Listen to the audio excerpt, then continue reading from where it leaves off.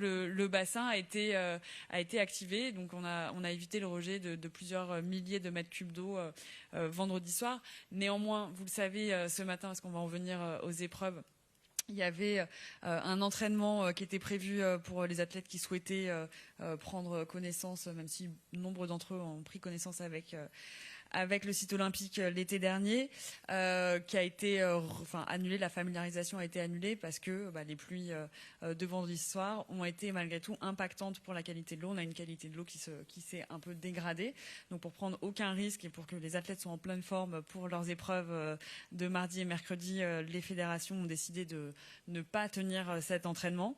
Et bien voilà, toutes ces petites sources potentielles de pollution que sont les péniches le long des quais pour vérifier que les raccordements au réseau... Mais l'utilisation des capacités et du plan baignade finalement fait que on a stocké beaucoup d'eau, donc on a limité les rejets et c'est les raisons pour lesquelles on va voir combien de temps on va avoir besoin pour rétablir la qualité de l'eau et atteindre les seuils qui sont fixés par les fédérations.